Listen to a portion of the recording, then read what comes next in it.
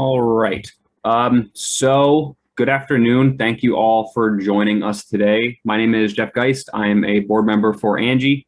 My co-host is Kelly Wenzel, who is the Angie president, who I'm sure you've seen multiple times throughout the conference. Today's workshop is nature-based doesn't mean no tech as part of the 37th annual Angie Winter Conference. Just want to give a special shout out to our conference sponsors, PSENG, New Jersey Natural Gas, and our anonymous donor, who's a friend of science and environmental education in New Jersey, and to BASF and Grounds for Sculpture for supporting the field experiences. The online auction has been extended to end at Sunday at 11:59 p.m. So make sure you put your bids in, and Kelly is going to add the link to the auction in the chat. We're also going to put the YouTube channel link in the chat so you can check out all the recorded content from previous conferences, other forums, and some sponsored events. And it's definitely a good idea to go ahead and subscribe to the YouTube channel. A few reminders for the session. We're going to ask you to keep yourselves on mute through the presentation. If you have any questions throughout the presentation, go ahead and put them in the chat. And if there's time at the end for some live questions, we'll go ahead and take them. So our presenters today are Amy Mercado and Jennifer Karsich, and their description is technology tools used in the classroom through UDL, if developmentally appropriate, can translate to the land-based or virtual learning environment. So this work could translate to any classroom. This presentation is going to focus on assisting teachers and school leaders find a successful method for integrating the EFS standards and concepts. Amy and Jennifer, you can go ahead and introduce yourselves and we will get started, and I will stop sharing this slide. Great. Okay, so Amy's pulling it up for us. Thank you so much. My name is Jennifer Karsich, and I'm the supervisor of curriculum at Unity Charter School. And co-hosting with me today is Amy Mercado, who is our tech integration specialist. We're both adjunct professors at Kean University with technology integration. But I wanted to give you a little background of our school too, so that you can understand where we're coming from with education for sustainability and how we weave technology throughout our curriculum. So Unity Charter School was founded in 1998. We're the second charter school in the state, and our mission is sustainability. So long before it was trendy to be green, we were green. And so we also have had our curriculum, obviously in the past 20 some odd years, grow and flex and change along with the times. The pandemic, if it's taught us nothing, it's taught us how to be more flexible. And so we wanted to share some of our practices with you about how we stayed connected to nature, connected to the education for sustainability standards, and to our community utilizing technology without losing our feeling of being a nature-based program. All right, wonderfully said, Jen. So today we're going to focus on a couple of different tools. So specifically focusing on Jamboard, Padlet, and Flipgrid. But we will be introducing some other tools and some other experiences that we've given to our students before, and giving some examples of tools in action, but also giving you the opportunity to be testing out these tools. We'll specifically talk about universal design for learning and other tech integration opportunities. So we're missing something. There it is. Before we head back to that slide, we want to give everyone the opportunity to head to this Jamboard. So it's our first opportunity to be checking out one of the tools that we want, that we will be bringing up in, that process of integration. So head to our Jamboard and let's start with, yep, I'm going to put the presentation, our link to our presentation right there. And then I'm going to put our bit.ly link right here. So this is the link to the specific link to the Jamboard. And the first one was the link to the presentation. So to start reflecting on the pandemic and what you've learned from the pandemic yourself, head to the Jamboard and use a sticky note, which is right here. These are the sticky notes. What is one skill that you learned during the pandemic?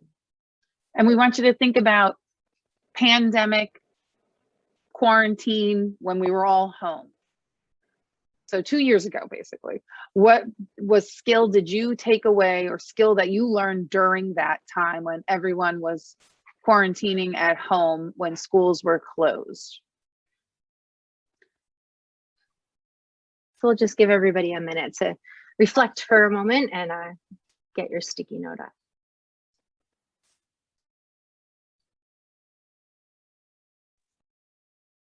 And again, you can grab a sticky note to the left. It looks like a sticky note. And then you just start, you click on it, you just start typing on it.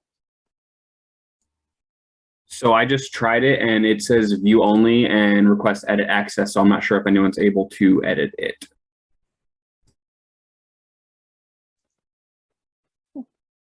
Working on it right now.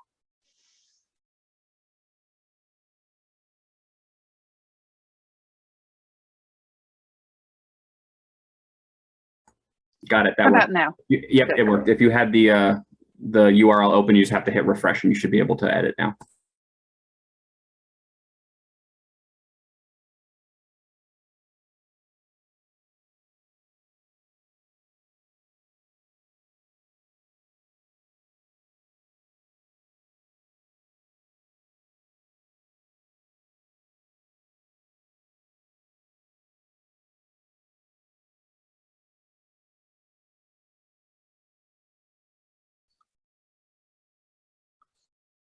Interesting answers here.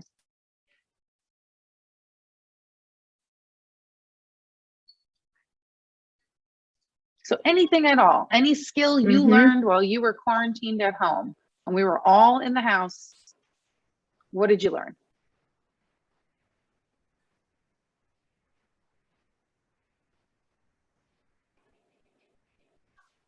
Yes, sourdough. I knew you were going to say that. Yes. I fed the neighborhood sourdough during that time.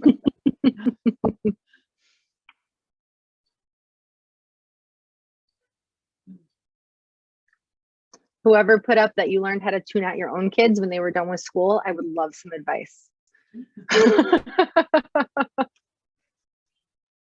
That was me. I locked my bedroom door. Nice. Okay. I did lockdown with a 2-year-old who's still trying to recover from it. So we'll give everyone about 30 more seconds to get what you've learned onto a sticky and adding them there. Any skill at all that you learned.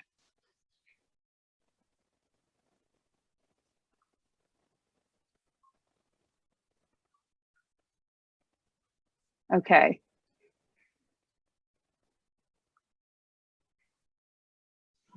All right, and just take a moment to review what everyone has placed on the board.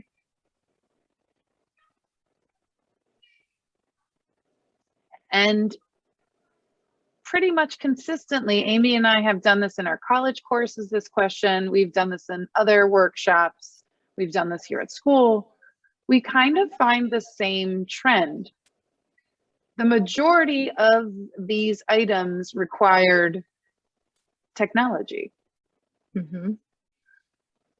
So even when you're alone and can't go anywhere, learning happened. Learning happened through use of technology one way or another. Sure, there's great things like birding, and if you had birding books in your house, you were ready, and making craft kits, if you had those materials in the house, you're ready. But probably you might have been ordering the stuff for the kits through an online platform.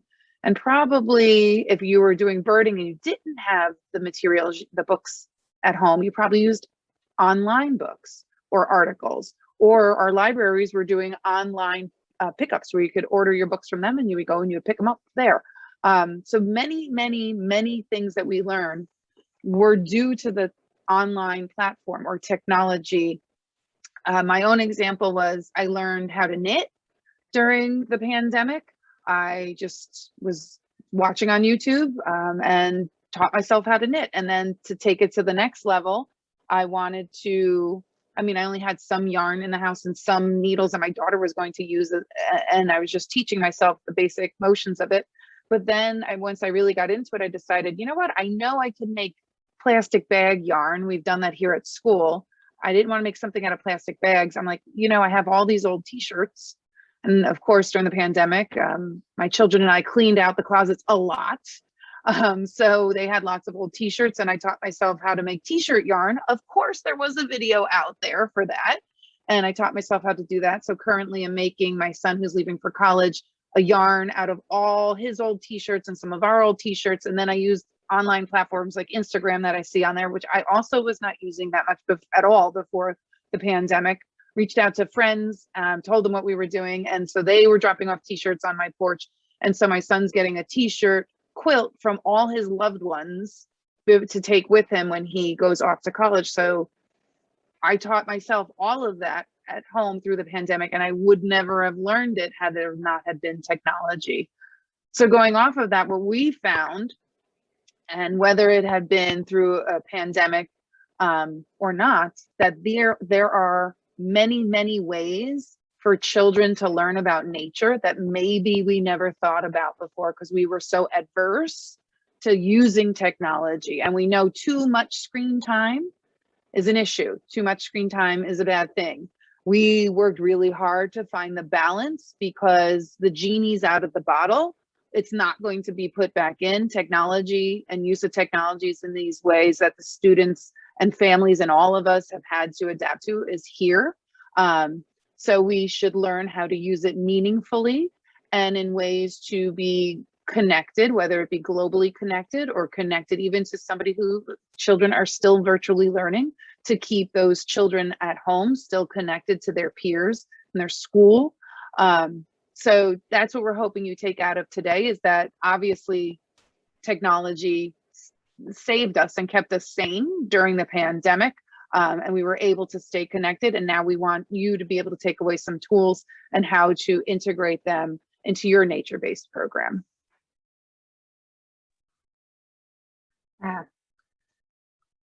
All right. So also, one more question before we continue. Do you use Google tools with your students? And this is one of the, we're doing this poll using a tool that we want to introduce to you. So a great way, even when you're face-to-face with your students, and you're not virtual, you're face-to-face, we call it the land-based environment. You could be using this tool with with any of your students to gauge their understanding before you continue. Poll Everywhere is a fabulous tool that allows you to do yes or no questions, yes or no polls, but also allows you to do a little bit more open-ended, where the students that they can put in a single word and it can create a word cloud. They can, it's really fascinating for the students. I've used Poll Everywhere with them, and it's just starting to introduce the concept of not being okay with the status quo, and say like, okay, so what can you think of that you're not okay with? Think about our surroundings, think about our community, think about our, our school, our grounds, the nature, the nature that's outside. What are you not okay with seeing? And giving them that opportunity to kind of see that everybody has a similar thought. And so I use that to start them questioning questioning the world. And I use it with kindergarten, questioning the world and questioning what we can do to affect change and what we can do to positively affect change. So if you've never used it before, and this may be a little confusing if you've never done it before, but up there where it says text, so you're gonna do 37607 and then text the word Amy Mercado 950, then you'll choose A or B. Or you can head to the website pollev.com/Amy Mercado 905. And it looks like if most people have responded, everybody's used Google tools with their students before, and that's fabulous, because Jamboard that we just used is a Google tool, but using the Google Apps for Education, or what they now call G Suite, are they're user friendly and they're great for all age levels of students. So wanting to get that judge of what everyone's knowledge base of different of at least the Google tools before we continue. All right, we're skipping that one. All right, so before we kind of move on, we do want to talk about why it's important to introduce the tools before you expect the students to use them. So I call that, tackling the executive functioning for the students. Frequently, if you kind of throw a tool out there to them along with content, but they, along with content, their cognitive load becomes overwhelmed. Then they're focusing on using the technology instead of sharing the content or synthesizing the content. So one thing that is really important to do is to introduce the tool before it's expected to be used. And no, we didn't do that with Jamboard because we decided we're all adults and Jamboard is fairly user-friendly. But I find it really important with my young students, especially in kindergarten, first, second grade, for anybody that is in the classroom with young children, that they do need even if it's a quick, let's do this together really quickly, the day before you're going to truly integrate it into a lesson. So we wanted to do a little bit of that with you. So it's not new. It's not something that you didn't feel like you've never seen before. And Jen actually, when I was saying like, so how do we explain this? How do we explain the executive functioning when we were talking about, how we wanted to bring forth this concept? And, she had a great point. You wouldn't get behind the wheel of a car without knowing how to drive. We have our 16-year-olds go through driver's ed. And so that if we think about that concept, the same really does go for tech. We're not going to unleash it on our students without them knowing a little bit of the basics. So we are going to specifically use, we're going to talk about other tools, but in our session, we're using Flipgrid, Jamboard, and Padlet. So Flipgrid is a great video discussion tool, and I'm actually, oops, too far. I'm going to click here because this is a really great resource base that I wanted to pass your direction for educators and for students with Flipgrid. Flipgrid is a video tool where it's kind of like a video bulletin board where students can log on, anybody can log on and film yourself for up to 10 minutes. It depends on if that's what the person who created the Flipgrid set it for, but so for up to 10 minutes, and share your knowledge, share in a video. So instead of needing to write it out, you're able to share in a video. Another great thing about Flipgrid, and it really keeps the kids engaged, there's filters, there's stickers, there's ways that you can kind of zhuzh up the video to make it fun for the kid. Like the kids enjoy doing that and sharing that. And also Flipgrid has a fantastic, it's new, a feature where you can pull it up so half of your screen is a whiteboard and then half of it's your video. So for students that are trying to explain something, or they're sharing maybe a design, a problem solving design that they want to communicate with communicate with a community of like-minded individuals, they're able to. So Flipgrid is definitely one of those great tools, and we will be using it as part of our presentation today. Padlet is another fantastic tool. I clicked on the picture again. Padlet is another fantastic tool and we'll talk about this a little bit later, but Padlet gives you the opportunity to respond. It's also a bulletin board, but instead of just that video aspect, you can respond with a picture, with a link, with searching for a picture, an audio recorder, a screen recorder, a drawing. And so it gives the students that opportunity to participate in some sort of collaborative discussion or collaborative. I use it a lot for gallery walks. So all ages of my students, whether they're the little guys or my college students, they're able to see each other's work.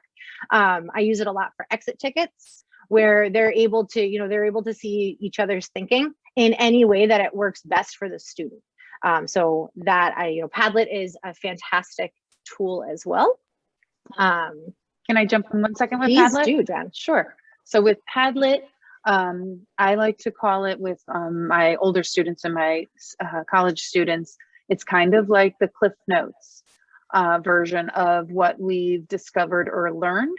So it makes a great place for students to store their summaries. If you do Socratic seminars with your students, where they can put their notes from their sessions in it. And it's the way that they can go back and study before an exam or before a test is coming up. They literally can use the Padlet and it has, like Amy was saying, multiple ways to show things. So currently we're in school, we're doing a lot of work with oak trees and acorns, and the students can record the growth here. They can actually take pictures and put it here so that all the students can see it, instead of it just being in one notebook. You also can share this with students in other countries, you know, and again, we still have students at home, so they can show what's growing at their house on this Padlet. So it's a really neat way to house everything. If you think of it like Amy was saying, a bulletin board page or one notebook page, a joint notebook page, it's a really great tool. Just like scientists use where they keep their sketches and things like that, this is one way that we can compile them all together. Yeah. All right. Final tool that we want to talk about, Jamboard, that we've already used together.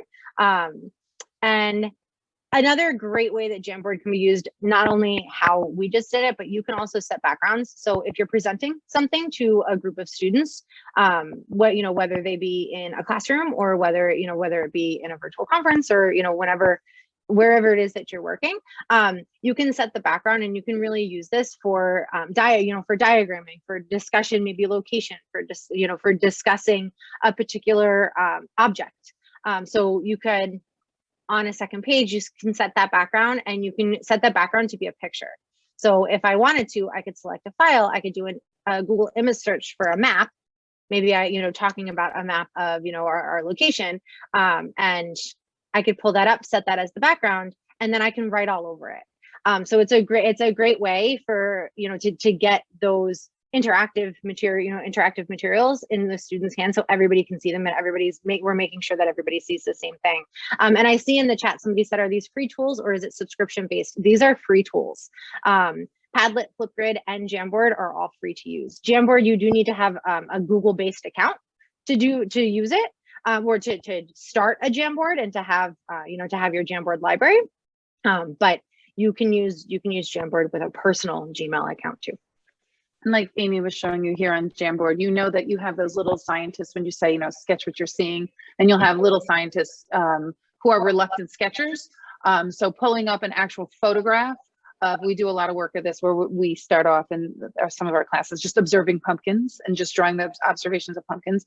But then we roll into diagramming the pumpkin and labeling the parts. And if you have a child who has great difficulty with their fine motor skills or is reluctant to draw, you can take a photograph, put it in the Jamboard, and they're still doing the exact same things with labeling the pumpkin, talking about the size of the pumpkin, things like that, but you're just using a technology tool to do the exact same nature-based activity we're doing in the classroom. All right. So we wanted to show you some examples of how we have used these tools in the past. We didn't. Yeah, we did. It was the first one we talked about, wasn't it? Yeah. It's been a long day, right, for everybody. Okay, so tools in action, how we've used some of these tools ourselves. I wanted to give specific examples. So here's a Jamboard with second grade students, and these second grade students were all over. So we were talking about nuclear fusion and really, starting to talk about nuclear fusion, how nuclear fusion creates heat and protons, and then eventually the students, use their knowledge to create solar ovens. So this was kind of leading up to that solar oven work.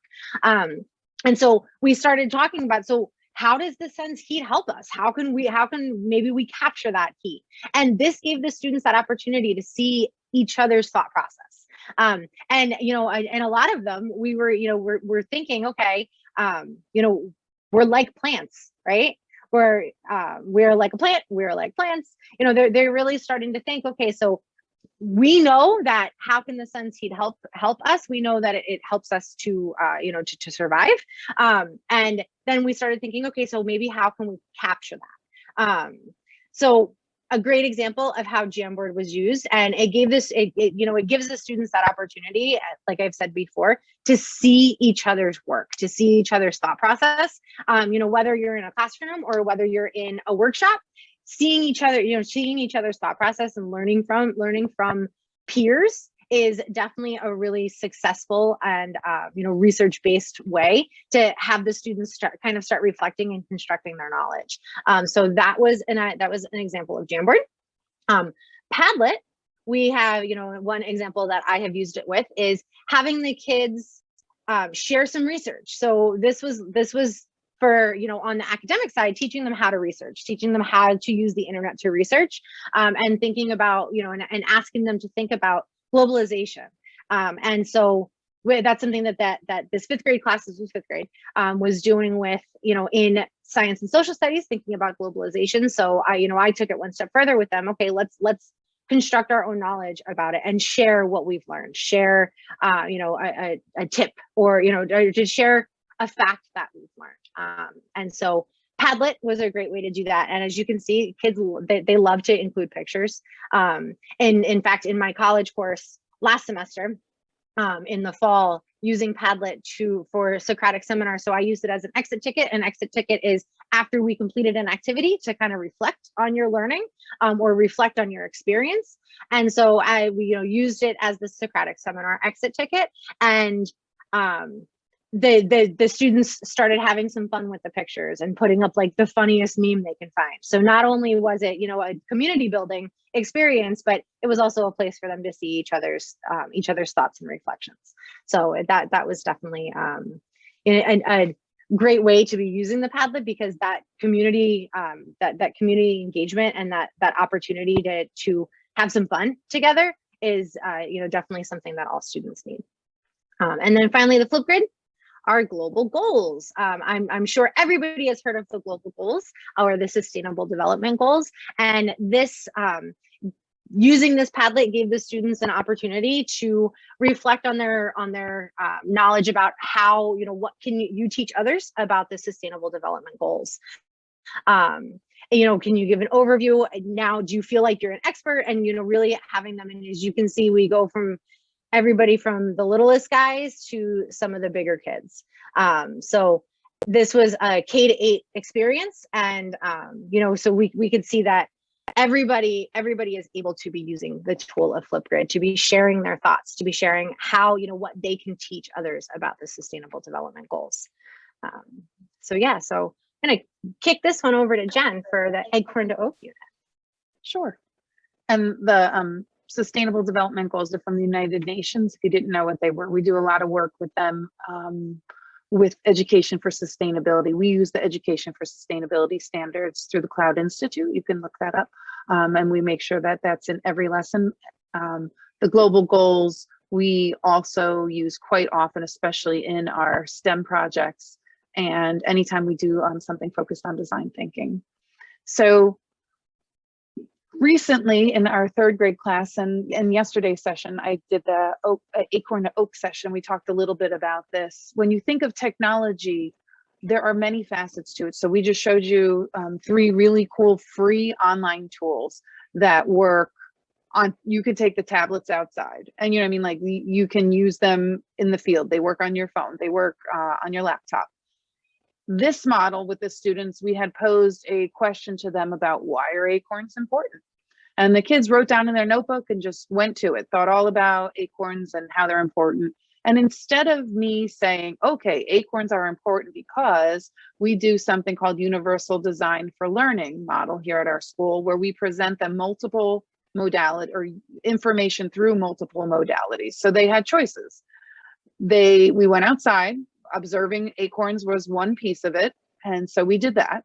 And then we also in the classroom, I gave them these tools where they then had a video that's linked here about acorns that they could watch. There's an article from the Department of Environmental Protection that they could read. And then there was a podcast also about spotted lanternflies, because at the time we started this, the spotted lanternflies were everywhere around here, and the kids were learning about how they were impacting our plant life. And so they used those 3 tools, they navigated between them on their own in little groups and collected their information about acorns. Then we met and discussed, talking through their observations, their notes. And we went back and said, okay, so let's add to your original answer of why are acorns important? And they went on and on and on to share about all the things they found. Now, luckily, we do have quite a few oak trees on our campus, so they were able to glean information from there. But through these tech tools, they were able to get even more information than they would have gotten from me pontificating as an expert in the field, telling them about it. That's another way that we can learn information. But we integrated meaningful technology use through reading, through viewing, through listening. So our students were successful with getting the information. Now, that's not the only things we did. Of course, then we had read aloud books in ELA class that we used with them. There was all, and we're still working on this with the program. But we wanted to show you that you don't have to shy away from technology to get the information. You actually get recent information and meaningful information. Like when they see that the state of New Jersey actually has information about the very topic that we want to talk about, the kids are impressed that our government agencies actually put out information. We teach them how to get it from the experts. You can see here, there's a link to show you that there's even tools. Like if the students were unable to read this article on their own, there's plenty of technological tools out there that will read it to them, thus freeing up the teacher to assist with other children instead of doing one-on-one reading with that child, which there's times for that, but there's times that an online tool could suffice with that as well. Okay. And just to talk about what those online tools are really quickly. So Speak It and Read More are the two that, as the tech integration specialist, I recommend to my colleagues. Speak It allows the students to highlight a part of an article and have it read to them. And Read More allows you to take to take any distractions off of the page. So if it's an article that you want to use that has a lot of ads in it, or a lot of pictures, or just a lot on that screen, you can use Read More, and it cleans up the page and gives you just the text. It doesn't change the text, it just gives you just the text. So Speak It is definitely great for some of the struggling readers that you could be dealing with, whether it's in the classroom or in a workshop. And Read More is fantastic. You can use that on your own and clean up the article that you want your students to be engaging with, and then you can print that if you would so choose as well, or you can save it as PDF and share it virtually or electronically.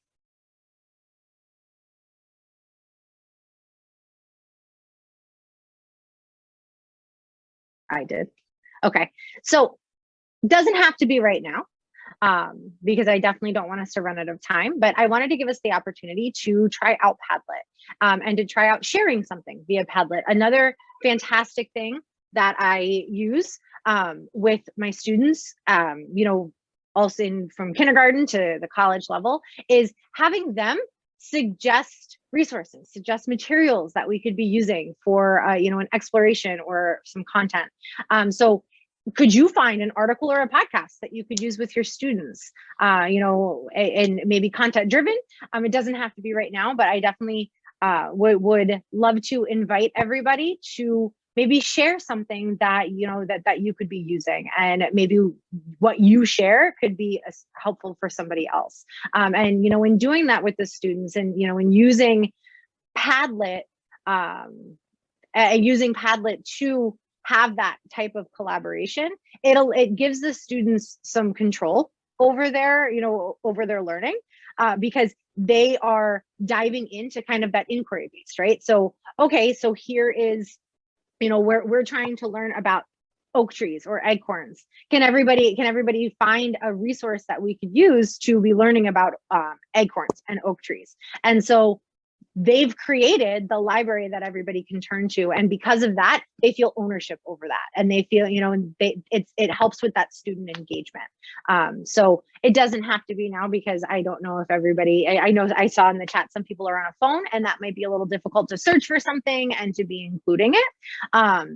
But if you if at another time you'd like to do this, or if you'd like to do it right now because you're on a computer and you're able to go go back and forth between tabs, by all means. If you just want to try out Padlet does work on a phone. So if you were to pull up the link, there's also a Padlet app if you were interested in that.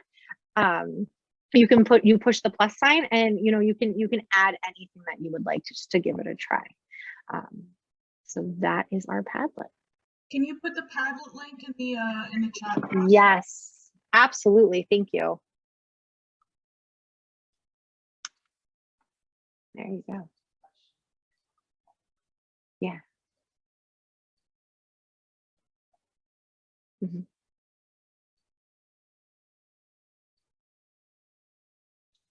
While we give everybody a chance to use the Padlet if they want to, because I see a few people on there. I see a question that students that in the past students have been restricted by their own email addresses and that they can't use non-school generated Google tools. Absolutely, sometimes that does happen. You can have them come in as a guest, especially on a Padlet. They can come in as a guest. As you can see here, somebody just posted something as anonymous because they didn't sign in. So if you were to create a Padlet and to push it out there, the students don't have to sign in. They do with Flipgrid and they do with Jamboard in order to use it. So that's something you may want to think about. If a student has maybe a personal email address that they're able to, or if you are working with a school, maybe somebody can generate that Padlet, or whoever the tech integration specialist is. I know I've done this for for guests we've invited into the school a couple of times. I've created it for them and passed it to them so they can pass it to the students, but it came from within the school, so they were able to access it no matter what. I don't have that restriction on our students though. But if you're not sure if that's going to be an issue, I highly recommend Padlet, because Padlet allows them to come in without having to sign it. So I hope that helps in making that decision of what tool to use. Sometimes it's about what's going to be the best tool for you. I have research shows, and I keep it to where I really only introduce no more than 10 tools to the students. And those are the 10 tools that we use no matter what throughout the school year. But if I'm going to work with students for just a single session or a couple of sessions, I'll only introduce one tool because then they become experts with that one tool. And I brought it up before, but their cognitive load is able to, is not reached because they've gotten to be experts with the one tool. And with these tools, being that so many schools are virtual and so many schools are hybrid and kind of popping back and forth, students right now are getting really, really good at these tools. Padlet is not one that they haven't seen before. So that might be something that's helpful. So cool. I love to see there's some YouTube videos. Thanks for sharing them. Yeah, thank you guys. Awesome. All right, let's head back. All right, so we have a few more things to share with you. We want to share, so do you want to go ahead? Sure. So we'll share the beginning of our conundrum, right when our school went virtual, when the whole world went virtual. And we wanted to make sure that our students were getting those nature-based experiences, because unlike other schools, our students do a field trip a month out in the field. We do a lot of walking field trips. No matter what age they are, no matter what the weather is, we dress for the weather and we go. And we wanted to make sure students still had those experiences. So a simple way to integrate into your program, whether it be a school program or a camp program or an after school program, this works for people at home or in the building. Our integrated choice boards, we started doing virtual days once a week that were less structured, where students and because they were home with their families, and so we flexed with the needs of our families, that they did their learning together so that the kids weren't banging down the doors on the parent. They were able to work with, instead of saying, okay, 8th graders go to your 8th grade class, kindergartners go to your kindergarten class. It was like, all right, grab your siblings, let's all do this together. And teachers were meeting with students in small groups. Amy and I were available live all day long, and they selected tools that they were interested in. We said, just earn 100 points by the end of the day, whatever you want to, or actually we gave them the whole weekend to do it, because some of these things we wanted them to go, we wanted them to hike, we wanted them to go places. So we started pulling together an incredible amount of virtual resources for them to learn from. Of course, there's tons of stories that are out there for free. The Great Swamp, we had kids participating with their scavenger hunt all throughout their yards, all throughout their neighborhoods. Technology helps you get out there. There's walking tours all through Morristown, Newark, Summit, that they could do from their phones. and learn about the history of their towns. And again, our students in our school district, well, our charter school, come from 40 different school districts. So they come from all over New Jersey. So we wanted to make sure that we were finding things for them to do outside in their neighborhood, in their environment. We have students in urban, suburban, and rural home areas. So we made sure that we found enriching, environmentally focused activities for all of those locations, because not everyone would be able to find an acorn where they lived at home, but we made sure that virtually they would come across the same experience with a virtual hike or visiting a virtual forest. There are so many virtual field trips out there now. I hope it's on this one. Oh yeah, there's here, we picked out a couple here. Sometimes I think it was just fieldtrips.org, or it's literally one word, and it was an incredible amount of virtual field trips that the students could see live cameras from different zoos, different aquariums, different nature preserves, and our students did their scientific observations in their notebooks that way. If their parents weren't, if some families were very nervous with leaving their houses, that we let them do that.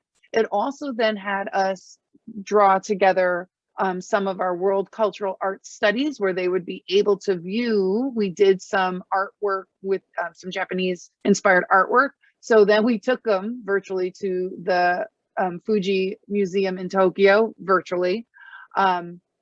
So we looked at it as a way, or actually we investigated every avenue we could find that was digital to bring that nature-based experience to our students. If you scroll down a little bit more, Amy.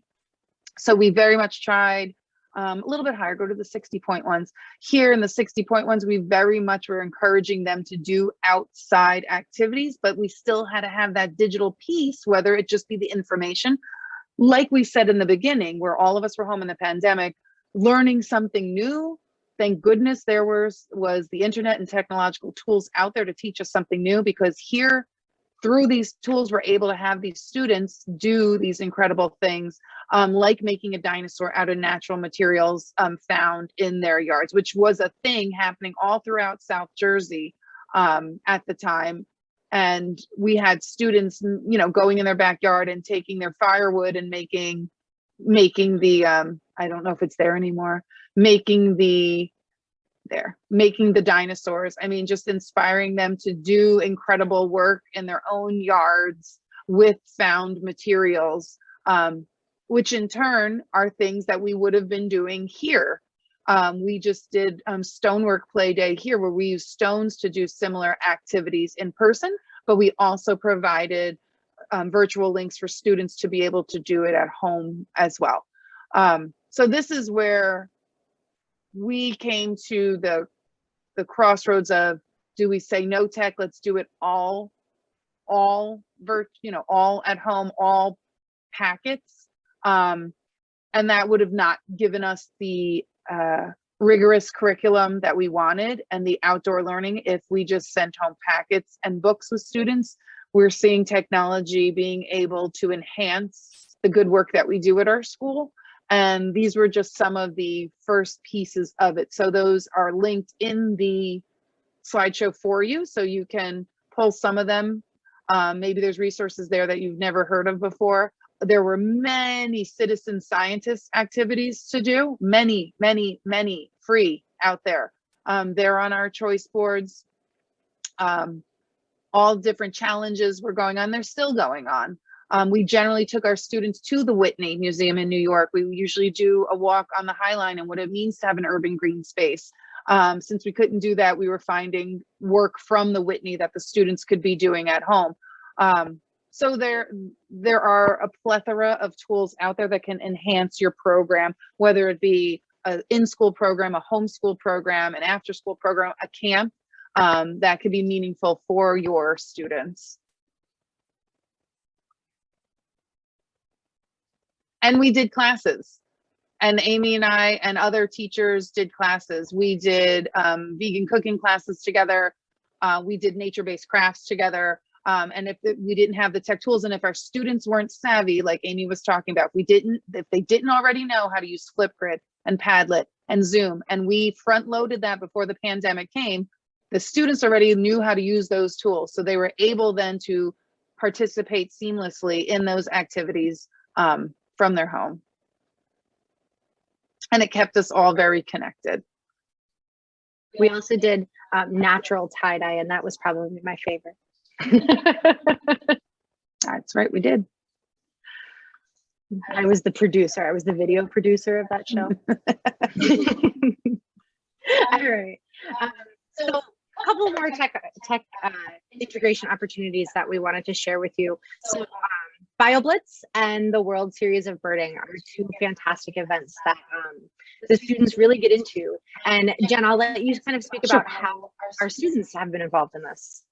Yeah, so our 4th grade students were here in person. I mean, you know, it was hybrid last year, so some are here, some are home, but we all got to participate in the BioBlitz. You're all welcome to join it. The New Jersey Audubon BioBlitz is their information for the one that's coming up, where they had a watershed ambassador who are also free to come to your schools to share information about watersheds and diverse species around the watershed. But they came in and taught the students about what a BioBlitz is and how to use the iNaturalist app on their Chromebooks, on tablets, on their phones, and taught them how to be scientists by snapping pictures out in the field. So it was a really smart way to use technology. We don't let our students use their phone during the day here at school. They all hand them in.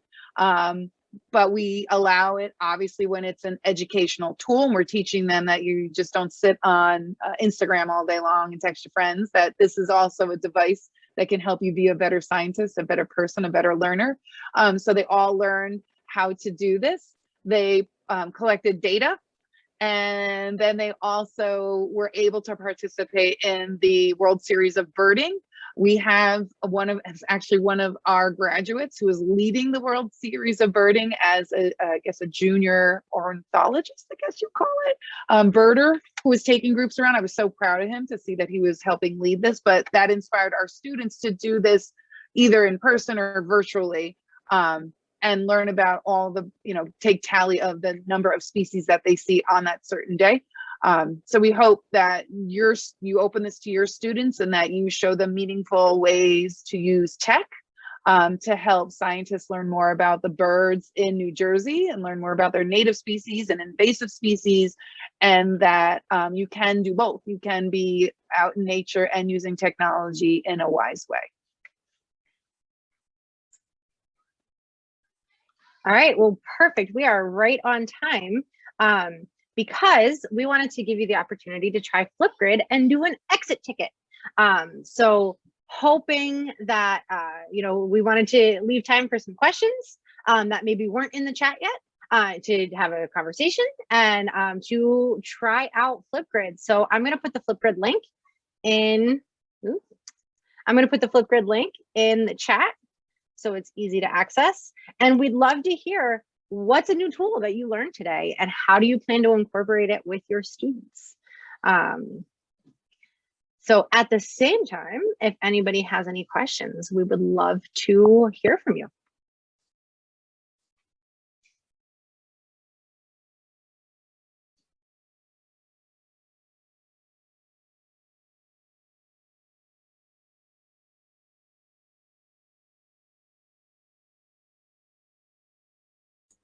I don't see anything in the chat. If anyone wants to either unmute or ask a question in the chat, either is fine. But we have 9 minutes for a couple questions, if anyone has any.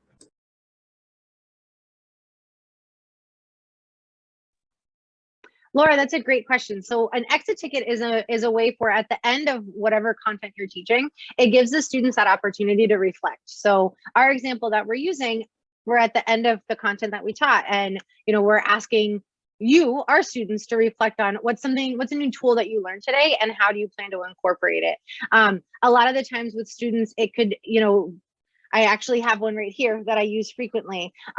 3 observations that you made, 2 questions that you might have, and 1 aha moment that you had during today's learning or during this week's learning, or whatever kind of that end of your content or a break in your content. So it's a great way to just to have the kids kind of synthesize their learning, because they're able to take, you know, to put their learning and their thoughts into words.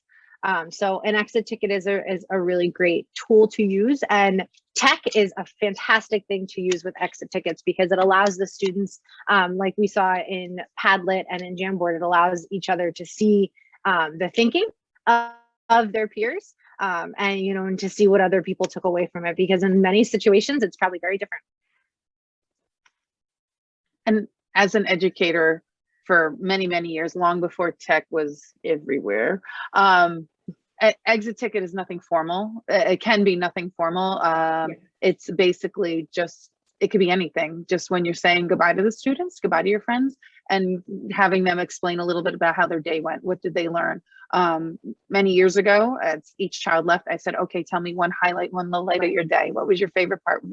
And so you would listen, right? You'd have to listen to every single kid say it. So that took up my pack up routine was a good 20 minutes long, because I was listening. I mean, took the time to listen to everybody. But you can do that same exit ticket via Padlet, via Flipgrid, and then you can listen and respond back to them online.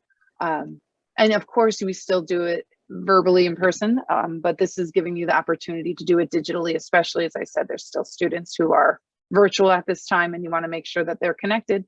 And there's programs that are all virtual, and these are great tools that they can use to make those connections and see if the students understand the information that you had presented them along the way.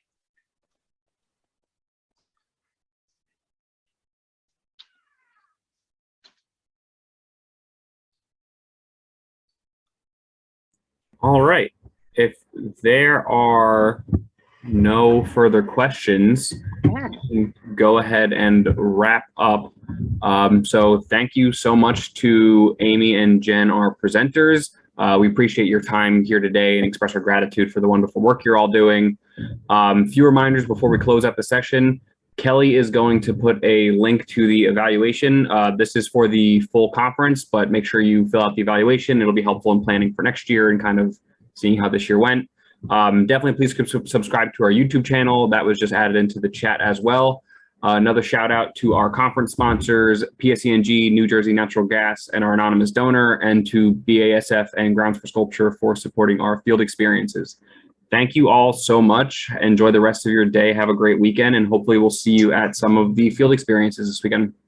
Bye, everyone. Awesome. Thank you. Thanks, everyone. Go to the auction, bid on stuff.